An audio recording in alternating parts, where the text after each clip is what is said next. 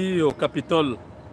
Nous sommes au Capitole pour vous parler de toute l'actualité qui domine ici dans la capitale fédérale. Vous savez que nous avons fait le tour de la ville et si vous pouvez bien voir derrière moi, là, c'est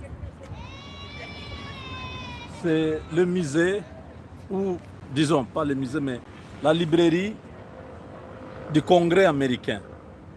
La librairie du Congrès américain, vous voyez, je vais zoomer un peu, je ne sais pas si vous allez voir. Regardez un peu en haut, il y a les drapeaux. Le drapeau est où? Voilà. Le drapeau est là-bas, mais c'est à moitié parce que il y a le deuil du pape François. Vous savez que le président Trump est parti, le président Trump est à Rome. Le président Tshisekedi, j'ai appris aussi qu'il devait être à Rome, parce que nous étions très concentrés par ce qui s'est passé ici, parce que ça, c'est la vie des Congolais. Nous avons gagné, nous avons récupéré le Congo. Aujourd'hui, la signature que le ministre des Affaires étrangères du Rwanda a signée là, c'était la libération du Congo. Kagame a lâché le Congo. Kagame appartient au passé. Les Congolais doivent célébrer ce jour le 25 avril 2025. Le 25 avril 2025. Tous les Congolais à travers le monde devraient célébrer ce jour. C'est le jour de la libération.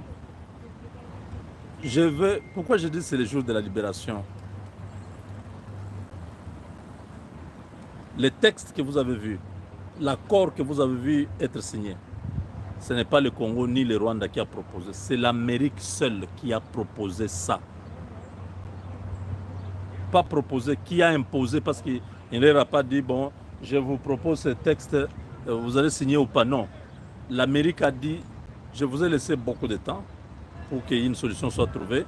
Vous continuez à tourner en rond, vous venez, le 25, vous allez signer un document. Et le document là, jusqu'à la nuit, hier, personne ne connaissait. Je vous dis, hier la nuit, quand on était en train de vous parler, personne ne connaissait le contenu du document. Parce que c'était exclusivement réservé aux Américains. C'est ce matin qu'on a donné à la presse, un peu aux délégations, que les gens ont pris connaissance et les gens ont commencé à faire les commentaires. Parce que c'était à prendre ou à laisser. Donc à ce niveau, il n'y avait pas quelqu'un qui pouvait dire non, j'accepte ou je refuse. Ou... Non, non. Vous comprenez? C'est-à-dire que les États-Unis s'est imposé pour la libération de la RDC. Ce n'est ni Tshisekedi, ni Kagame, ni qui que ce soit qui a interféré. Donald Trump seul, avec son staff, ils ont dit trop c'est trop, ça fait 30 ans. Vous avez suivi Boulos, quand Boulos est venu, il insistait, il répétait, ça fait 30 ans, trop c'est trop. Vous avez suivi tous les gens du département d'État, tous les sous-secrétaires aux affaires africaines, tout ça, qui parlaient, ils disaient toujours 30 ans, trop c'est trop, parce que c'est agaçant, ça dérangeait tout le monde. On dit, mais comment? C'est quoi même qui ne termine pas? C'est quoi même qui doit continuer éternellement? On doit mettre fin à cette histoire.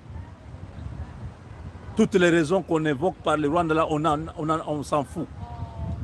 Ils ont fait cette décoration que vous avez vue. Cette déclaration était extampiée ou scellée par les États-Unis. La présence de Rubio là-bas, c'était la présence de Trump lui-même.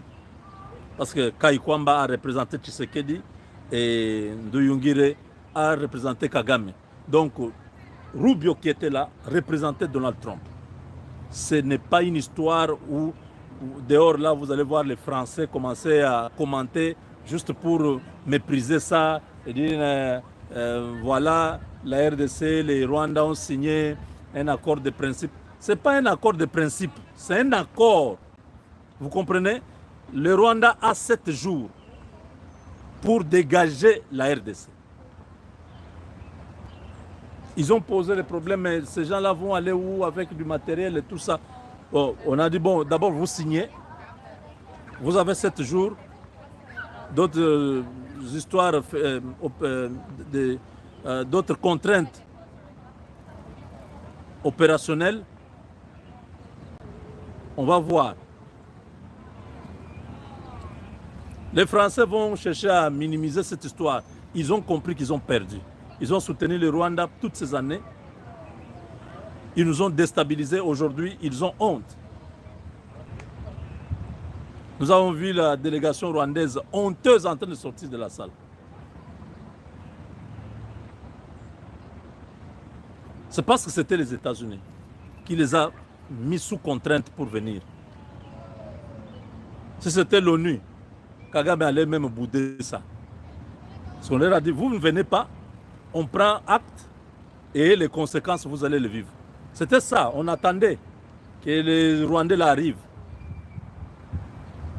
S'ils ne venaient pas, la journée d'aujourd'hui allait être sanctionnée par une pluie de mesures au niveau des États-Unis, partant de la Maison-Blanche, passant par les ministères des Finances jusqu'au Pentagone, où des unités spéciales allaient être envoyées pour finir avec Kagame. Vous vous rappelez comment Trump avait fait, non? À l'époque de Kabila.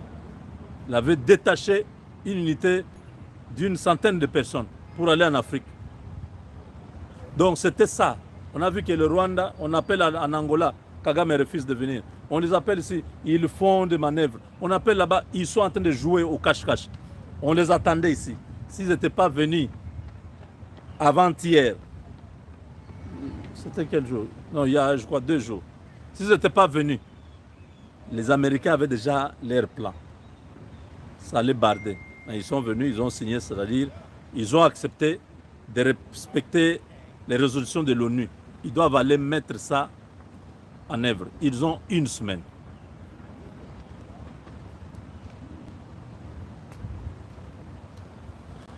Bon, moi je suis parti.